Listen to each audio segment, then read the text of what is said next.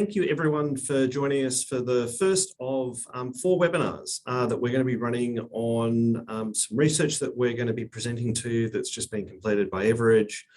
And we're going to be talking, for those of you familiar with EverEdge, about some familiar concepts, and in particular how we have now been able to encapsulate some of this data to support what we've known for a long time, which is that capital does chase growth. So just a little bit of housekeeping today. If you do have any questions, if you could please not ask them in the chat, but ask them in the Q&A. So if you just go to the top of Zoom, you'll see a little Q&A button. Feel free to select that. The format for today is that myself and one of my colleagues, Craig Margolius, are going to present for about 15 minutes. And then we're going to introduce you to the rest of the panel. They're going to give a quick introduction to themselves, and then we've got a number of questions that we've pre-prepared for them. And also we're going to be taking questions from each of you as well, if you would like to ask one. So thank you again for sharing the next hour with us. We are going to try and keep roughly to time. And on that, it's now 3:32 and I will kick off. So looking at the people that have joined, most of you know who EverEdge is, but if you don't, quick bit of background about us. Offices throughout the world, we're running these webinars. This is the first one. Australia's kicking off first, which is nice for a change. Normally New Zealand beats us to it. We're doing New Zealand tomorrow, and then we're doing one in Singapore and then the US. So we've been going over 14 years now, and as you'll start to see, we've been talking about this for a long time. So it's great to have some additional data, and it's everyone from people who often haven't even found their garage yet up to some of the world's largest companies. There's 5 key things that we do. First thing is, what are these things called intangible assets? How do we start to work out what they are? And the reason that's important is because then we can start to look at what the risks are around those assets. Third is, well, what's the strategy to build the value? And we're going to be touching on this shortly because at the end of the day, this is what it's all about. The reason we go into business is to generate an ROI. Fourth is, how do you put a number on these assets that in particular is meaningful to either an investor or an external party? And we'll start to see this coming through some of the research that Craig will talk about. And then the fifth is, how do we make more money out of it? These assets are typically worth more in big hands than small hands. So it doesn't really matter what you call these assets. Ultimately, as we're about to see, it's about how you use them to drive margin and/or market share. And we're very lucky to have Elaine on the call, because Elaine was the one who pointed out to me that it was actually also called non-financial risks for boards.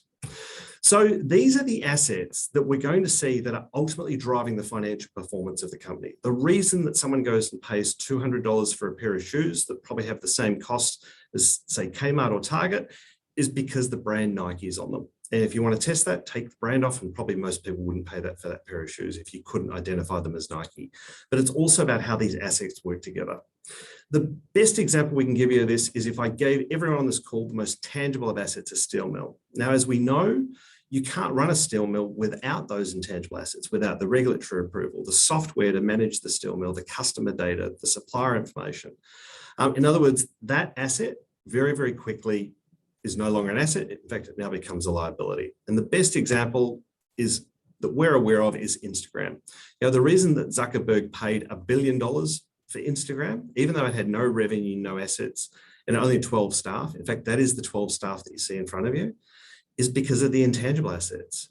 Whereas on the same day, Mainfreight was valued at the same number, yet it had 1.8 billion in revenue, over 6,000 staff.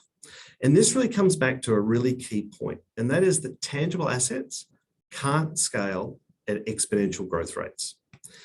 In other words, if you've got a very heavily reliant business on only tangibles, that is your competitive advantage, then you can only run that plant, machinery, etc. 24/7. So the only way that you can achieve exponential growth rates is through your intangible assets.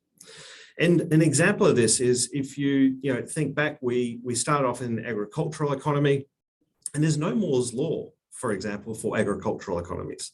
And so that's why you see the growth rate in agriculture has been around 40% at best, whereas something like semiconductors has been 5 billion%.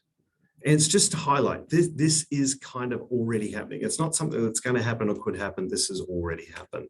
And so what you find, as exampled by this graph, is that you can see the reason that YouTube got to $1 billion is because it could grow a lot faster than, say, Harley Davidson could. And so one of the graphs that you're probably familiar with if you've seen anyone from EverEdge do a presentation, because this is always the first graph we start off with, is the research that we've been using from Ocean Tomo. And this shows the differential in market cap between tangible and intangible value. And you see 1975 didn't account for much. It was only 17% of the value in tangibles or goodwill, whatever you want to call it. And now it accounts for over 90% based on the Ocean Tomo research. So now I would like to hand over to my colleague, Craig Margolius, who's going to take us through the research that we've just completed. Craig. Thank you, Mike. Hi, for everyone that doesn't know me, Craig Margolius. I am the Managing Director of Corporate Finance at EverEdge. Back to what Mike was saying is that, historically we've referenced, let me just make sure I've got control. Historically, we've referenced the Ocean Tomo research, which represents intangible assets as a percentage of market capitalization. The reality is there is a better way. Market capitalization tends to conflate financing and operating choices. Enterprise value, on the other hand, provides a clearer expression of the role of those intangible assets. So what we've done as part of the EverEdge Intangible Benchmark Index methodology is to do two things, primarily. One, recalculate the enterprise value, restate that, to restate the net tangible assets, and then adjust for the existing intangible assets on balance sheet, simply just to find out what the implied or real intangible asset value of these companies are. Also, as part of that study, we've gone into a bit more detail in Ocean Tomo in terms of focusing on the years from 2000 to 2020, and we've drilled a bit deeper. We've also started to focus on a sector analysis. So not just purely what is the index, but what is the construct of that index from a sector point of view, all the way down to company-specific numbers. So what did we find? Well, the ERBI index found that intangible assets, according to our measure, account for 85% of enterprise value. And we again have only gone from 2000 to 2020, just owing to the complexity of extracting the companies and the construct of each of those indices. When we start to drill down into the evolution of these indices over time, so comparing the S&P 500 as the proxy for all of these intangibles versus all these other indices, you can see how far behind some of the other markets have trended. When we start to look at the sector-specific analysis, you start to unpick where that is derived from. So, just quickly drilling down on the S&P 500, the highest proportion of intangible assets relative to the enterprise value of all the markets that we look at, and why? Primarily a willingness of capital to ascribe value to the intangible assets, influenced either by the higher growth rates that we experience in this market, or the anticipation of monopolies via the network effects and just the consumer base that exists in this market. In turn, that is also represented by superior margins and market share. And you can see when you start to look at the information technology and healthcare sectors, as just cheerleaders of the intangible assets being a high percentage. Now, looking at Australia specifically, this will be the most interest to everyone on the call. Your local weighting to financials and materials tended to pull back the weighting over the previous years. As you can see, from 2000 at 60%, there's been a bit of a dip off since then, 48% in 2015 post-GFC, and has pulled back to about 56% in 2020. Primarily, the winners and the sectors that are winning in the space are the information technology and healthcare sectors. When we look at the NZX, this is just another view across the ditch at what we're seeing there. Also, consistent rise in intangible assets over the last decade. The recent growth of a few large companies is skewing the observed intangible asset growth locally. So, if you look at the consumer staples, if you look at healthcare or the information technology sector, there are one or two key companies who get the lion's share of market cap and ultimately then enterprise value calculations that we're seeing in this market. So the factors influencing where we source capital continue to be a major local influence, just the complete lack of capital to drive growth in these companies, meaning a lot of them look to exit early off the exchange and seek offshore US capital markets. Okay, to the next one, sorry, gone too far. The Singapore All Share Index. Many local companies have been swept up by private equity or listed in companies internationally. And you can see just the percentages, 45% did have a bit of a rise in 2010 to 57. But over the last decade, it's pretty much been removed from the index. A lot of delistings. I think there's been about 60 or 70 delistings on the Singapore Exchange. And most of the capital is being sought globally. And in fact, the Singapore Exchange is not seen as a location to list tech or healthcare companies at the moment. Still, the few that remain represent a large lion's share of the intangible asset percentage, but largely there's been a flight of capital out of this market. Key takeaways, Michael. Thanks, Craig. So as Craig talked about, so let's come back to the so what. And again, not surprising for those of you who've heard us present, intangible assets are the most valuable assets that you can find. And the data completely, emphasizes something that we've been talking about for many years now.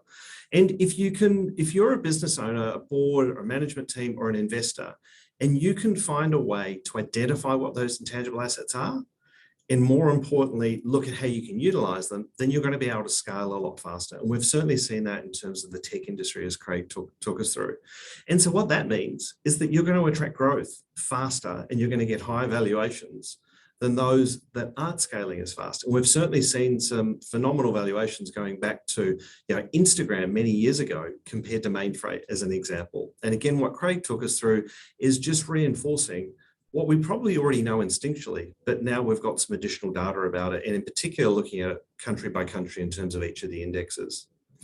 So the traditional kind of a way that we would approach this is that a lot of companies would identify what the opportunity is and then deploy it, grow that opportunity over time, and then that continues to attract capital. But one of the other things that we've found is that if you have these really valuable intangible assets, and more importantly, you can articulate that to the market, then that is also going to enable you to continue to attract capital. And again, this is where we're starting to see, the licensing companies and many others starting to get much higher valuations. So that's the end of the formal presentation. And Craig and I have done well. We're actually slightly under time, so that's quite rare for us. Now, you might be wondering, for those of you on the call that know me, why I am Mike, and we've got a Mick and we've got a Michael. So for those of you who don't know me, I did forget to introduce myself at the start. My name is normally Michael Masterson, and I'm the Managing Director of EverEdge, looking after Australia and New Zealand. I've decided to take my common Australian name. Michael Bray took Mick, so I've been left with Mike, and that's because we've got Michael Schwager as well. He got to keep Michael. So it's my absolute pleasure to introduce my very dear friend who's going to introduce the rest of the panel, Massimo Garbuio. Thanks, Massimo. Thank you so much, Mike. And you're making the job easier for me, giving those different names to the different Michaels today. And thank you so much for also highlighting this really important piece of research and those very substantial differences between different markets and over time. I would like to now introduce the rest of the panel, starting from Elaine. Elaine, would you mind introducing yourself first and highlighting some of the points that resonated with you in this piece of research from EverEdge? Thank you, Massimo, and thank you, Mike, for your yours and Craig's presentation. I'm Elaine Collins, and I'm a non-executive director and a professor of practice at the University of New South Wales. I do have an actuarial background, and as Mike mentioned a little bit earlier, I was in my mind creating a linkage between non-financial risks and intangible assets, because as I listened to Mike talk about intangible assets, I was thinking also about the non-financial risks that regulators are thinking about. So really, I think what regulatory bodies refer to as non-financial risks are those associated with intangible assets. And with the increasing dominance of intangible assets as drivers of enterprise value, this is becoming more important that the full spectrum of non-financial risks are properly measured, mitigated and monitored by organisations. So why is this important for boards to be across? I'm a non-executive director of 4 boards, and I think, we do monitor non-financial risks, but it's not as easy to monitor and measure and create metrics for non-financial risks. Financial risks, there's been the financial statements of the company for years and years and years, but for non-financial risks, it's more difficult to think about metrics that make sense and how to monitor them and measure them. And the reason it's important is because risk is totally linked with strategy. The company strategy is all about the pursuit of opportunity, and there's risks associated with that, and those risks are financial and non-financial risks. And so these non-financial risks are really important for boards to be across, and this is the way they can look at all the all the aspects that add value to the organizations. And that's really the role of the board, is to act in the best interest of the company. So this is why I think this exploration of intangible assets is really important. Thank you, Elaine. Michael, Mick, Bray,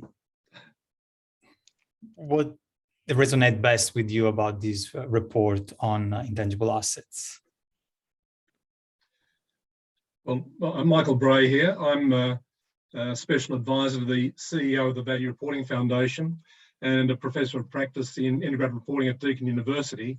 And I'd like to bring to your attention the contribution of integrated reporting to what I call unlocking and revealing the intrinsic value of intangibles to investors. But I thought in my introductory comments, the best thing I could do is a bit of myth busting, because I'm suspecting that there's quite a number of you out there that don't really know much about integrated reporting. So no technicalities at all. What I'm going to do is talk a bit about what it is and what it's not, and then give you a high-level overview. It's not a reporting initiative. It's about integrated thinking. It's a business initiative. The integrated report is an outcome which produces business benefits. It's not a new form of report. We're not trying to layer up more sorts of reporting. It's a framework that can be used to help inform existing reports. It's got to be highly tailored to individual business models. It's not another form of ESG reporting, which I'll say in a minute. It's got to be investor friendly. Investors have to know how to use this stuff in their decision making. Financial forecasts and projections are not required. It's about forward-looking statements, and integrated reports must be concise by only focusing on material matters. So you'll have heard of this thing called the integrated reporting framework, 3 fundamental concepts: value creation, the capitals, and the value creation process, with a foundation of integrated thinking or bit of business practice on the right-hand side. Look in the middle there of the capitals: intellectual capital. Intangibles are spread across all the 6 capitals, but the focal point is on intellectual capital. And really, in terms of business language, integrated reporting is all about reporting the strategy, resource and relationships, business model and governance, and what I call the what, the with, the how, and the business. And most importantly, it's why. Integrated thinking, the competitive edge or value proposition. So it's about assisting boards and management unlock this latent intrinsic value through more integrated thinking and communicating that in the investors in the integrated report. It's not about bringing intangibles on balance sheet. When Mike said articulate, it's about better information. And what we're thinking is that we probably should be having an intangible centre of excellence here in Australia. The last thing that I wanted to draw to your attention is the announcements that were made at the COP26 conference 2 weeks ago. Have a look at that quote from the AFR. What was announced by the IFRS Foundation is the formation of an International Sustainability Standards Board to consolidate the Value Reporting Foundation and the Climate Disclosure Standards Board into the IFRS Foundation, with a few prototypes published. But what I really want to draw to your attention and emphasise is that the integrated reporting framework is central to this. And intangibles, intellectual capital are a core component of the integrated reporting framework and an absolutely distinctive contribution of integrated reporting. I'll stop there. Thank you, Mick. It's great to see that this has been picked up recently as well in terms of the sustainability efforts that we are making. Thank you so much. Michael, now from IP Australia, what is that resonated best with you about this report? Thanks, Massimo. So, hi everyone, I'm Michael Schwager. I'm the Director General of IP Australia.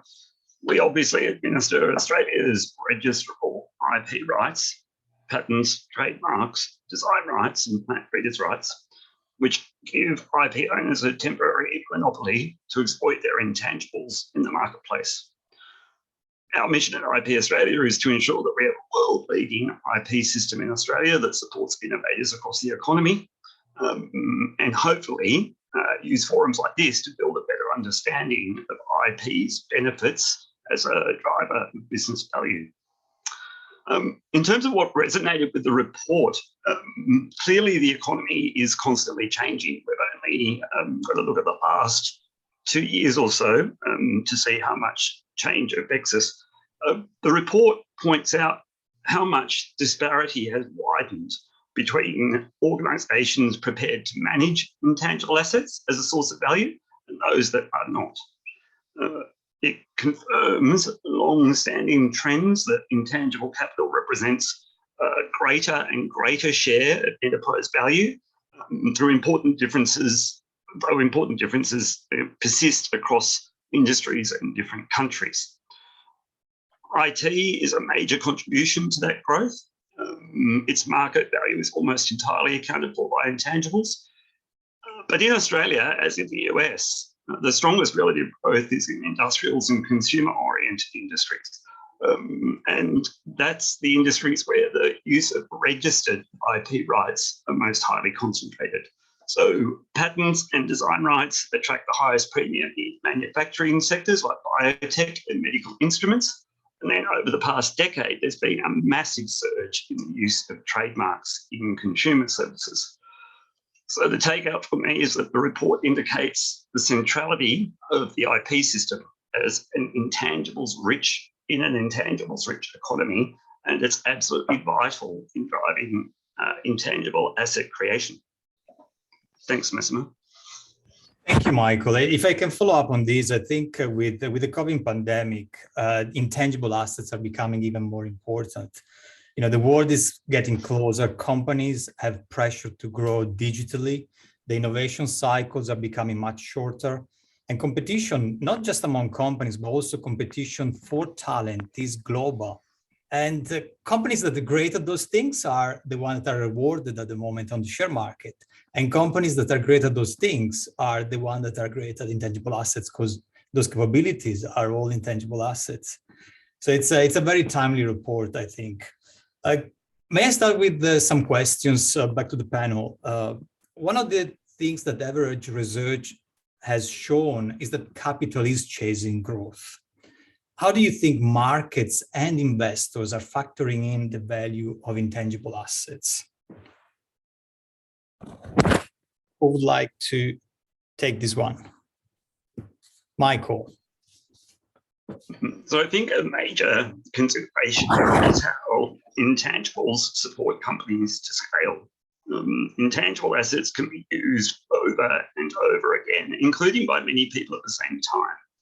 And it's that aspect of intangibles that supports growth, especially if the user value of a service increases when others use the service. And a classic example of that would be, say, a traffic congestion app generating data. That data enhances the experience, and so growth is likely to be exponential.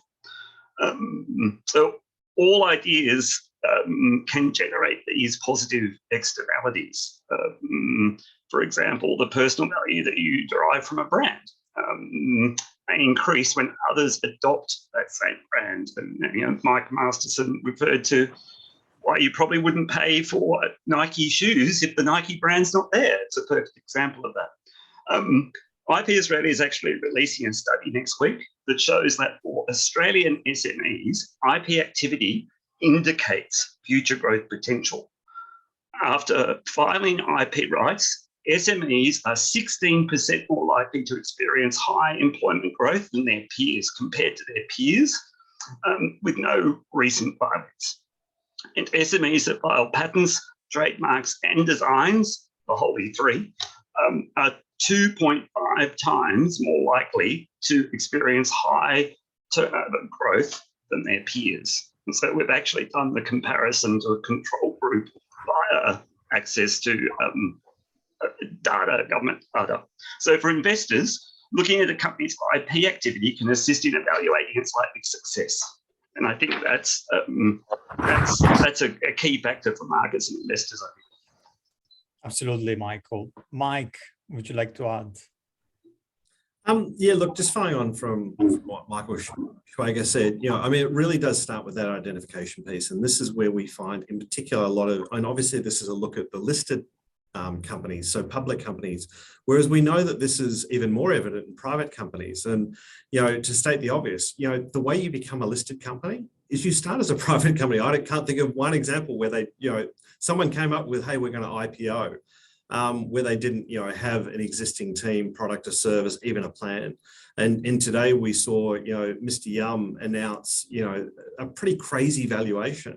In fact, that's been a lot of the media around it, but really they're completely intangible. And what they're doing is the investors are absolutely chasing that growth. And I think, it's a very timely reminder because it only appeared in today's AFR. And there's already been a lot of commentary from people saying, well, this doesn't make sense. But, that capital is going to enable them to probably attain a very, very strong market position. The question I had is how strong were the intangibles and can it hold that market position, as we've all seen with Uber? Uber goes out, breaks the market, but, DD, Ola, everyone else come out and just pull down that market share. Absolutely. Thank you, Mike. Craig, I have a question for you, actually. Across markets, the recognition and capital magnetism of intangible assets is the strongest in the United States, as you pointed out in your presentation before. So in the US market is the one that has tended to attract listings from companies with high growth projections, and some of them are Australian companies as well. What can other markets learn from the S&P 500 about attracting intangible assets-rich companies? Thanks, Matt. Simply, it's creating an environment or a climate where you can incubate companies with that suite of intangible assets. The ability to nurture companies that understand this, the ability to attract investors that understand where that value comes from is key. And ultimately, it does come back to the articulation of that value. Far too often we see companies that are unable to talk to what makes them special, what makes them unique. The ones that do tend to immediately identify that. They also need to find investors that appreciate those assets. And unfortunately, what we're seeing in the underdeveloped markets, from an intangible point of view, specifically Singapore, for example, is that there is an inability for them to articulate it locally or appetite for investors to invest locally. And what's interesting is that the exchanges end up being the net losers of those listings, because that does not mean there aren't investors in these regions or in these markets that want access to these high growth companies. It just means they associate high growth companies with the brand that is America, and the S&P 500 in a way it's its own brand, and in a way that is attracting high growth companies and high growth ideas, and the entire ecosystem around that capital market is driven by that. Thank you, Craig. We have a question from the audience. Let me ask those first before moving on with other questions that we have prepared. What are the implications to the broader economy of Australia having a far less portion of value driven by intangibles? This is asked by Matthew. Can I answer this? Because there's a very famous quote. And it was by Sir Paul Callaghan, who's very famous in New Zealand. Callaghan, in fact, the equivalent of probably CSIRO to a degree, is named after him. And he said, roughly 20 years ago, that if Australia and New Zealand aren't careful, Australia is going to remain a quarry and New Zealand's going to remain a theme park and a farm. And unfortunately, we're seeing that again, coming back to that question, if we don't continue to move towards an intangible asset economy, then that's where we're going to be. Or worse, we will end up where China was in the 70s, where they were making other people's ideas. And that's typically a low wage economy. Producers, creators of ideas typically will go and find the lowest place to produce. So we actually have to become an intangible asset economy, or continue on that path and continue to reward those companies that identify, articulate, and then ultimately use those assets to grow, as we've seen with many, like Atlassian and many other Australian unicorns. Atlassian is a great example, absolutely. Thank you, Mike. So Massimo, can I jump in on that? Absolutely. So I think it's important also just to point out that I know I agree with what Mike has just said, but also important to note that the tech sector in Australia generated 65,000 new jobs during COVID-19. The sector now contributes 167 billion to Australia's GDP. So that's equivalent to being our third largest industry behind mining and finance. And 98% of businesses in the tech sector are SMEs and have all the likely to have strong characteristics for growth. So I agree it's vital for us to attract and retain innovative companies and attract new stakeholders to IP. And I think we're well positioned to do that with the tech sector in Australia. Thank you, Michael. We have another question from Peter Hooker. The calculation method of deriving intellectual property value as a residual of market-based enterprise value and tangible assets is not intellectually satisfying for me. What are the alternatives? Sounds like a question for you, Craig, or Michael Bray. I was thinking about, yeah. Well, Bray? I'll come Go in ahead, quickly. Craig. There aren't too many alternatives, unfortunately. The only alternative is to do what EverEdge does, which is drill down on every single company, take them through a program where you sit down and you unpack what those intangibles are. The problem with that method, although it's good, it's very detailed, very subjective, and requires a significant amount of human capital to do. So in the end, you end up looking for proxies. The only proxies that exist out there is you've got to point to some kind of market reference price. So you're either going to look at market capitalization, which is, in a way, pricing in greed and fear of the market. Again, as we said, the problem with that is it doesn't take into account the debt required to substantiate that growth and the value of that company, which is what enterprise value does. What we can talk to in terms of the methodology we used, again, just to restate that a huge amount of effort has gone into unpacking and recalculating even the enterprise value. So EverEdge didn't just simply take enterprise value out of a box. We recalculated it, taking into account long and short-term debt adjustments.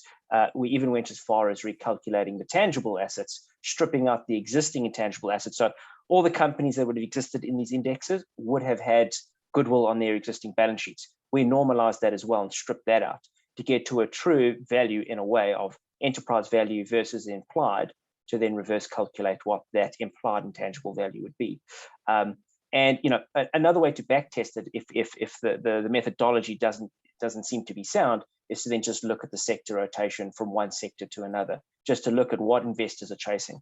And where you start to see some anomalies, for example, we see it in New Zealand, is there seems to be a higher than expected percentage of intangible assets for utility companies. Really, what you're seeing is investors ascribing value to yield in a low yield environment. So you can kind of unpack the story, and it's not an ideal example, but it's an example nonetheless of enterprise value relative to intangibles as being quite a fair reflection of what's there at a cursory review without doing the deep research by a company. Yeah, absolutely. My contribution on that is that as a KPMG audit partner for 27 years, I get really frustrated about this intangibles piece. And just very quickly, I often tell the Ashton Mining story. You might remember Ashton Mining. It owned 40% of the world's largest diamond mine, the Argyle diamond mine, the pinks. Well, that was my audit client. And when De Beers made the first takeover bid for the company, the net assets in the balance sheet were 25 cents a share. The share price was 43 cents a share. De Beers bid 90 cents a share. And Rio Tinto bought the company for $2.30 a share. And this is back in 2000. I said, what on earth am I doing with my career, auditing 10% of the value of this company? And of course, the other 90% was the intangibles, the knowledge, skills, and experience of the geologists, the mining engineers, the commodity price risk managers, the people that knew how to close a mine when they started the mine, all those sort of things. And so that's been my journey to integrated reporting. Accounting is notoriously hard to shift. And the reason I got started in all this was a paper by a KPMG New York partner, The Third Wave Breaks on the Shores of Accounting. And great analysis, short paper, but it said that the first wave was about agricultural business. Okay, we got double entry bookkeeping and looked after that. Then second wave industrial revolution came along and we're still using first wave accounting. And now the third wave of business, the intangible era, has come along and we're still using second wave accounting. And it's hard to shift it because the very conceptual framework of financial reporting doesn't encourage continuous improvement. It tries to stick square pegs in round holes, and we've still got a thing like the intangibles accounting standard that either wants to write the stuff off if it's internally generated or put it on balance sheets where it shouldn't be at cost. We need integrated reporting because it's a better way of unlocking the integrated thinking around intangibles and communicating it to investors in a way that they can actually use and make decisions on. So to the accountants of the world, I say, get on board. Yeah, and we're very lucky. I think we've got Mark Scriven who's joined us, and we announced about 18 months ago a global partnership with the world's biggest accounting body called ACCA, Association of Certified Chartered Accountants, which is how we met Michael Bray, because I said to Mark one day after talking to Elaine, hey, we've got to get into this thing called integrated reporting, and that's where we started the journey with Michael Mick Bray. That's going to stick, Mick. Because, one of the 10 disruptors that ACCA announced to the accounting standards is intangible assets. And so that's why they reached out to us and said, look, how do we start to work together, in particular around educating accountants about what to do and more importantly, what not to do when it comes to intangibles. So yeah, thanks, Mark. You certainly did. It was very wise of you to join the dots. And Helen Brand, the CEO, of course, is on the Value Reporting Foundation board. Great. And to Michael's point, it is a journey. I mean, if you think about it, fixed asset registers came about mostly because of the Industrial Revolution, because we got these things called machines that used to make labor redundant in many regards, and then they needed to account for them. But there's definitely a lag between where the accounting standards are and where the reality of the situation is. And I think the work that Craig and the team did really highlights that. And from an investor's point of view, they know this instinctually, and that's why they are chasing those growth stocks. And to add to that, Mike, I think it would be nice to see the conversation also being reflected in the boardrooms, where I'm not sure if there is a clear understanding of the value that those assets have for the business and how to nurture the value for the future. Connecting to the Elaine conversation before about the risks. Related to assets. Yeah, no, taking that from you, Massimo. Absolutely. Boards are grappling with measuring and monitoring the non-financial risks, the metrics and how to monitor them. And if you just take just an obvious one, operational risks, people, processes, systems, it's on Mike's list of intangible assets, I think, is networks and relationships, and systems is there too. So we start thinking about, okay, monitoring them, there's incident rates and then people, there's customer complaints, customer feedback, employee engagement. There's all kinds of ways of measuring some of those things. And it's really important to measure them because you've got to think about how to monitor them over time. And just an example of, because we just talked about how investors reward intangible asset growth. And there's also some of those non-financial risks, such as reputation risks, investors can really slam when things start to go wrong. After the Royal Commission into Financial Services, a number of the organisations, suffered impacts to their reputations, and their value investors did take the value down. So it can work both ways, and that's really important to remember too. Thank you, Elaine. There are quite a lot of questions from the audience, actually. Let's try to address some of those during this conversation. Nick say, I'm interested to understand the panel's thought on Mick Bray's idea of an Australian Asia Pac COE for intangible intellectuals and what the COE should focus on. Michael Schwager and I tried to launch one. So IP Australia and EverEdge started working on that about 3 years ago. I'm just going to surmise, because Michael might not be able to make these comments, but we really did try to engage with the financial institutions, and maybe we were too early, but we really didn't get a lot of engagement, and it really does need to be led, we felt back then, certainly by the financial institutions, the banks, etc. Now, in fairness, I can't remember whether it was before or after the Royal Commission, but yeah, there wasn't a lot of appetite for it. But does one need to exist? Absolutely, categorically. I mean, the biggest issue around this, coming back to your point, Nick, is actually awareness. There's just no awareness about this stuff. People are using the wrong terms to often describe the same thing. They're having the same conversations at board level, and they're not sure. So it is a little bit of a mess, and that's because there's a lot of confusion and a lack of awareness, and we're certainly trying to achieve that, which is why we work closely with the rest of the ecosystem, IP Australia, integrated reporting, trying to do some work with the AICD to get these questions being asked at board level. But it really needs to start, I think, and I welcome Elaine's views, by the boards asking the right questions of their management teams, because unfortunately, in only 2 occasions have we ever seen boards even have some form of intangible assets recorded on the risk register, which just says to us, they're just asking the wrong questions, because the biggest issue inside an organization is their intangible assets, which is why it's the second thing we look at, because that's where the 90% of the assets are. Yeah, no, Mike, you're right that boards, don't have intangible assets listed, especially not their value. I mean, I think they're getting there by starting to look at some of those risks associated with intangible assets. So boards are getting there. But I think the fact that the accounting standards are completely still around the fixed assets and so on, and not more forward thinking around the value that intangible assets are providing. I think that that is going to slow things down too. I think both of those would move along faster. If the accounting standards moved along, then boards in their thinking would move along too. I mean, I think as a rule, boards are very aware of the importance of the non-financial risks and the value of intangible assets in their organizations, even financial services organizations. But it's getting your arms around it and thinking about how to get the priorities right around how to manage those risks and seek the opportunities that are associated with them. That's the bit that boards are still working on. And when all these things go in the same direction, it's going to make things accelerate faster, I think. So yes, I agree with you. It does need to start in the boardroom. One of the things we joke about, by the way, is that companies spend more on coffee or rubber bands than they do their intangible assets. And I think this is the thing, is that there's only one company we're aware of, which is Rhino-Rack, that has a chief intangible asset officer. Now, I have a standing bet, anyone who wants it, bottle of Grange Hermitage, you pick the year, but in 10 years' time, all ASX companies, certainly in the 200, will have to have the equivalent of a chief intangible asset officer. And to your point, Elaine, it's not until resources are allocated internally at the company that this stuff will start to be focused on. Sorry, Michael. Oh, sorry, Mick. Elaine, to your point there, this revolution in corporate reporting that was announced at COP26 a few weeks ago, unprecedented, just unheard of in the developments in reporting. The IFRS Foundation's formation of this International Sustainability Standards Board, we believe is a real trigger for doing something like this, with the importance of intangibles to this integrated reporting framework. And it's a multi-location model.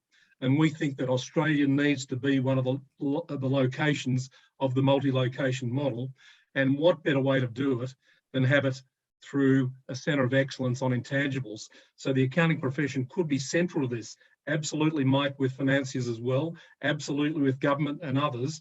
But I think it's a value proposition, particularly in view of your research that showed Australia's got a way to go here.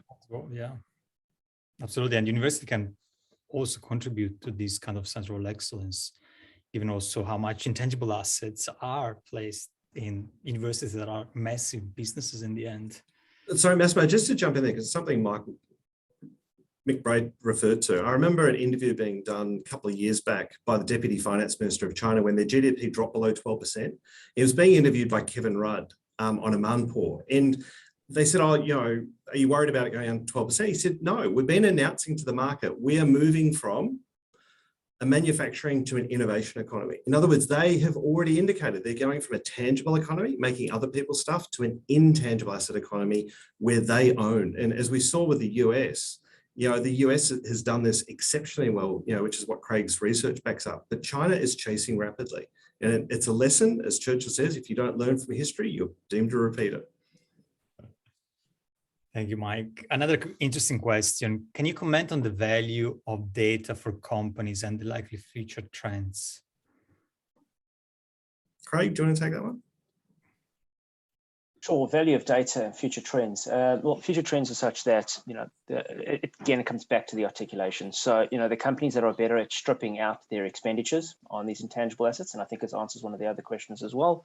If you're better at articulating your spend, separating it out, tracking it, whether it's hours, R&D, development, and articulating it to shareholders and potential capital providers, that'll be a winner takes all effect. People want to see you articulate what you've done, and then they'll ascribe value to it, and it will assist with your capital raising activities. Thank you, Craig. Michael, I see you raise your hand. Thanks, Massimo.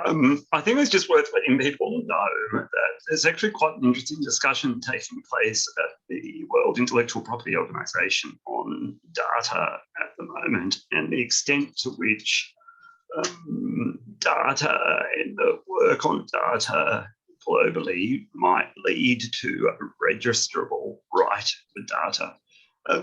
There's obviously lots of competing tensions there. Open data strategies of government wanting to maximise the innovation we all get from sharing data. But there's also an argument in some quarters that, as we all know, data that is not curated, data that sits in different places, data that is just this blancmange of information, doesn't add value. It's not until you've got that catalyst of pulling together the right pieces of data with curation, and maybe to attract the investment to achieve that requires something akin to a registrable right. Now, it's very early stages, but I think there's lots to happening internationally on this exact issue, and I just wanted to mention that for people's benefit. Yeah, and Michael, as you know, Darren Tan, who's now the president of WIPO, was the one who appointed us in Singapore. And, as you and I've talked about, it was something I put to Darren many years ago about, taking those non-registered rights and just having a registrar, which is something that people like AFSA are already doing to a degree. It just hasn't been defined. The other danger, of course, just to state, is data is not the new oil or the new gold. It is the new dirt. And data, you've got to either pull something out of it or grow something in it, a bit like dirt. So again, context on data is, and I don't know that data would be the easiest place to start, but maybe. Thank you, Mike. Thinking about private company startups, does the panel believe that the state of the federal government growth funds have an appreciation for assessing applicants with intangible-driven business models? Michael Schwager, do you want to take that? If not, I can. Can I just say that in my experience in the federal government, I think there is exceptional understanding of having the right people advise government on this from the private sector.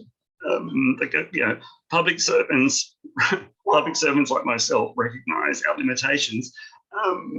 And for something like growth funds or even industry development programs, you've always got a panel of advisors from as diverse as possible giving advice on that stuff. So I think the government does try to manage its risks when it comes to that sort of thing.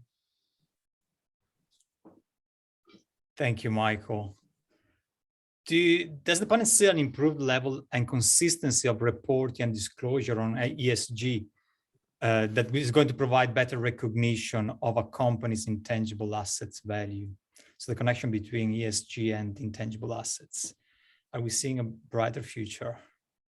Do you want me to have a first go? Thank you, Mick. Look, the answer to the question is yes, but it's not just about ESG. If I think about typically the way that ESG has been regarded, it's mainly 2 of the 6 capitals of integrated reporting. When I think about intangibles, intellectual capital under the integrated reporting framework, it's really about the strategic management quality of a company's executive team and the governance capabilities of its board. And with integrated thinking and those things, the capability to innovate and do things around intellectual property and technology. And so it's in those areas that things happen. And I guess a current example is our recent net zero commitment for 2050. And, we talk about the hydrogen being such an important piece of that. And we talk about, most of this is going to have some innovation and commercializing technologies that either don't exist or haven't been commercialized yet. Well, what integrated reporting is a tool to allow investors to discriminate between the project proponents that are going to be out there putting up their hydrogen projects in terms of the ability of boards and management teams and their innovation capabilities to actually deliver on their project propositions in a better way than the next one. So there is a link, but it's all of the 6 capitals of integrated reporting that will deliver on this. I'm with you, Mick, because if we think about intangible assets, it takes longer to provide a return on investment. And if you don't have a board that create the right incentive systems for the management team, there is no incentive to really invest for the long term. So initiatives like those ones I believe are going to be really valuable over Which time. Massimo, if you remember that primary research that you did on the composition of boards, again, we've got I think it was around 68% of ASX boards are predominantly or come from a primary field of accounting or legal. And again, with all due respect to my legal and accounting friends, they're normally not innovators. It's not seen, they're not scientists or marketers or engineers that are typically in the creative aspect. And this is really where I think, there's an opportunity to get diversification, not just amongst gender, but in particular skills and knowledge at board that's going to be critical. Yeah, the question is, are board members, using the right lens in evaluating intangible assets? and you answer the question with their background sometimes. Yeah, well, your research found that, that you did with the AICD, that unfortunately Australian boards are not innovative. Or they don't spend enough time thinking about having strategic conversation around innovation, which, entail intangible assets conversations.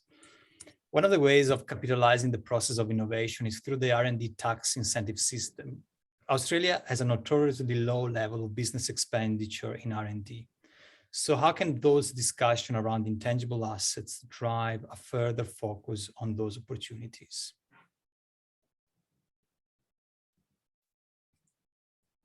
Craig, Michael, Craig, Mick. You're on mute, Craig. Well, definitely not a tax expert from an Australian context, I'll give that much. But, again, it's just highlighting what's there. It's highlighting the expenses that no one's talking about. It's articulating that to investors. It's making it clear where the money is going, and just, getting investors on board. But that's all I can offer, Michael. And if I can just jump in, I think, yes, it's true. Business expenditure R&D in Australia is notoriously low, and the government's been making efforts to try and incentivise that through the R&D tax incentive and other things for some time. I think it's important, the education piece, not unlike what we're doing here, to allow people to understand how much value is derived from intangible assets that might actually just encourage R&D. And then the IP rights that flow from that attract investment. The evidence shows that for startups, patents and trademarks increase investors' estimates of their value. Patents signal a company is well managed to capture value from their technology investments. Trademarks signal that a company is serious about carving out a market niche. So companies with IP rights have more strategic options. And I think the more people see that, hopefully that starts to, turn that business investment number around over time. And I think an interesting point, Michael, just following on from that, we say 50% of the companies we deal with don't have, in particular around their brand and their trademark, the rights they think they have. I actually think that probably in Australia, my personal experience, it's closer to 70%. It's quite rare for us to work with a client where what they think they've got is what they've actually got. In fact, normally they don't have anywhere near what they've got. In particular around filing on their logo and not owning their word, which is the number one mistake we would probably find. And again, because there's a lack of awareness, lack of education. The board, the management team don't know the right questions to ask of their trademark attorney. And so there is a bit of a disconnect where I think we often find people talking at cross purposes. So I completely agree that there needs to be a lot more education. And if I can add to that, Mike, the education piece is also for the investors in the sense of they need to demand R&D, they need to demand growth for the company and be patient that the growth doesn't happen overnight from intangibles. But the rewards are so clear from your study across countries and across industries. As an investor, you know where to place your bet if you're a little bit patient for growth. It's just clear and confirming evidence that has been provided in the past. But now you have a further explanation with this index of where the growth comes from. There is another question from Nick. Mervyn King calls the future CFO the Chief Value Officer. So do you think that the Chief Intangible Officer, Mike, should report to the Chief Value Officer? And Elaine, most probably as well, you have a view on this. Yeah, Elaine, do you want to go first on this one? And then I can jump in.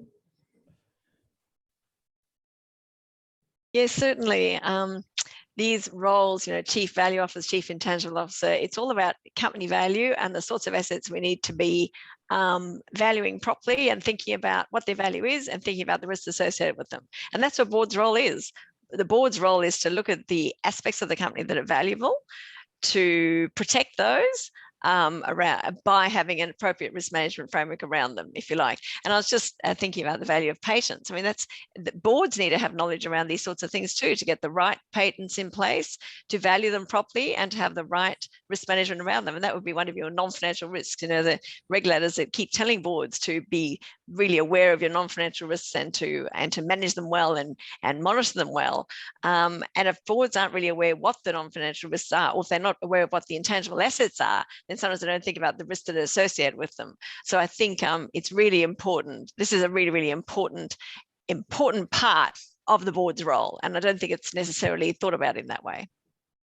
And I'm very fortunate, I'm not an actuary, I'm not an accountant or a lawyer, I'm an actuary, Mike, so it's all good. Yeah, no, I know you are. We need more people like you on boards, Elaine. Yeah, and I think, I think my bet's reasonably safe, which is why no one's taken me up on it, even though I really want them to, because I like Range Hermitage. But I'm in the chow, and still, Massimo, it's a chow. It's got to be a cool title. We're going to go to 4-letter acronyms. But I actually don't think it's, and I think this was really evidenced by Rhino-Rack. When we pointed out to Rhino-Rack that, in fact, they appreciated that they're not actually a manufacturing company, they're an intangible asset company. And this is why you see them exit Declaris for 255 million. That was significantly higher than what they thought they were worth. But the reason that Richard and the CEO put in Ernie as the Chief Intangible Asset Officer, and that he was a peer to the CEO. So he reported to the board. And the reason that the CEO said that to me is because the CEO's job, as I know, is running the business today. You often don't have anyone running the business tomorrow. And that's part of the chow's role. And someone challenged me on this. They said, well, Michael, you're just talking about a chief risk officer, someone like that. And unfortunately, risk is only seen in the negative. And part of the chow is to take the negative risk and turn it into the positive, by the way, which is why we have chief risk officers, we have a risk committee. And in case you're wondering why it's not opportunity, because as I pointed out to a reporter one day, I don't know any board that has an opportunities committee or a chief opportunity officer. In other words, it's the wrong word. And whether it's the chow or we come up with something else, it almost doesn't matter, but you need someone managing the major assets of your business, which is the 90% of the assets. And again, to Craig's point, if you want to work it out, we've given you the metric. So it's a matter of saying, well, who is responsible for that? Because I can pretty much tell you when we sit down, everyone points at the next person. The CEO looks at the COO, the COO looks at the CFO, who looks at the legal counsel, who hopes there's someone else sitting next to them. And to Michael Schwager's point earlier, there's normally someone responsible for the registered rights. But the other challenge is that often we find that investors just go, oh, you've got a patent, therefore you have IP, tick. And I can tell you that's not how patents work. Patents need to be surrounded by the other intangible assets. In fact, by themselves, they are nearly always very, very vulnerable and often not very valuable unless you wrap them into the other intangible assets. And you combine different patents together as well. It's not just one. Yeah. There is a great question that probably also is a great way to close this webinar. I'm interested in the panel view of the strategic readiness of the intangibles, Matthew said. Are there best practices to measure and indicate strategic readiness of intangibles? What would you look for? I'm happy to go last on this one. And then if you want, Massimo, I can wrap up. Thank you. So I might just quickly jump in before Mike does that. I think there's some relevant research that we did this year, looking at about 9,000 Australian manufacturers. And it showed that after filing trademarks in an export market, companies expanded their exports when exchange rate rises. Now, that's not normally the case. Normally, we lose purchasing power. We normally reduce our exports.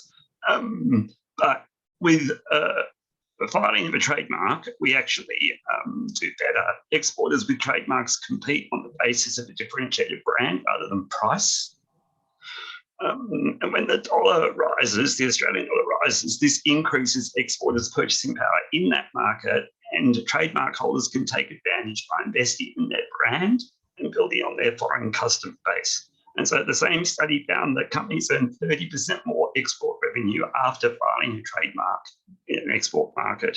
So on that evidence, we think there's a strong case for IP Australia and other people interested in intangibles to be making sure that we're educating people and making sure that we are ready to use IP as a tool for navigating, fragile markets. I'll be thinking, if I just think about one particular intangible asset, for example, brand, which is just what Michael was talking about, I think of it in a more, as more as the name of the company. In a financial services company, it's the name of the company, the name of the insurer, the name of the bank carries value. And I think boards are getting around measuring some of the risks associated with that. For example, customer feedback, as I said, staff engagement, staff turnover. Some of those are kind of pointers to how well your brand is doing. But actually valuing that and adding them all together and valuing the brand, that doesn't tend to happen until there's a transaction. So if maybe the habits start of valuing these intangible assets as a regular part of business rather than only when there's a transaction, and then wrapping the risk management around what you're doing to protect that particular intangible asset, I think that would go a long way in solving some of this.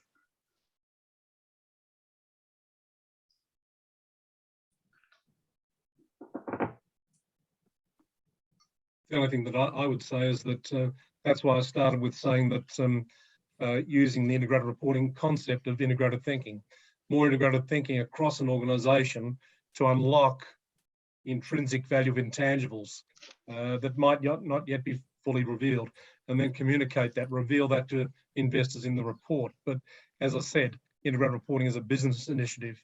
The report's just an outcome. And I think that's the contribution. Over to you, Mike. Craig, was there anything you wanted to add before I wrap up? Or Massimo, anything from you? No, we are already running out of time. Yeah. And look, I would just finish, great question, Matthew, and good to see you again, mate. Look, it all starts with identifying what these assets are. Until you've got a list of them, you've got to, and this is the crazy bit. I can go into anyone's boardroom, they can give me their fixed asset register, their P&L, their balance sheet. And we know that's not where the value is, or very rarely. In fact, they're often hidden if they're there at all. So the first thing is, work out what are your intangible assets, then start managing them. And then third of all, start to develop those assets is how I would put it. But in particular, you've got to have someone in charge of this stuff. And until, someone's managing it and responsible and accountable for it, in particular the growth, no one's going to worry about it. And it's not until things go wrong. And unfortunately, that's where we often get involved and we're at the bottom of the cliff. And what we're trying to do with Michael Schwager and the others in ecosystem is get to the top of the cliff and actually use this to launch off and over the valley, not drop into it. So I just wanted to thank everyone for their time. You as attendees, to Michael Schwager, to Michael Mick Bray, that's going to stick, Michael, to the wonderful Elaine Collins, who has driven a lot of our thinking in particular about how to change this language in boards. To my very dear friend at Massimo, who's doing a lot of research with AICD and others, in particular around boards and innovation. To my colleague, Craig, who led this initiative inside EverEdge. I can tell you now, it would not have got done without Craig and Nick, so thank you again. But really, if we want to make Australia, what we all want it to be, the true lucky country, we need to focus on intangibles. It is the answer. It is the only answer. We do not see this data going backwards unless we get it really wrong, which means that someone else has got it really right. And I agree with the person who pointed out before, we've still got, I think, an opportunity, but that window is closing to get boards asking the right questions, investors asking the right questions, and management teams using the right levers within their business. We hope that everyone found that this research was interesting, and more importantly, that you can do something with it, that it gives you that value driver to start to invest in these assets. Feel free to reach out with any feedback. We would love it. We are going to continue to improve on this. This is something that we're going to continue to release as research. We've got another 3 of these sessions running, New Zealand tomorrow, and then we've got Singapore and the US if you'd like to sit in again. Again, thank you to my fellow panelists. It's wonderful. I wish we could have done this in person, and I look forward to catching up with everyone. And thank you again for everyone's input. It's been fantastic.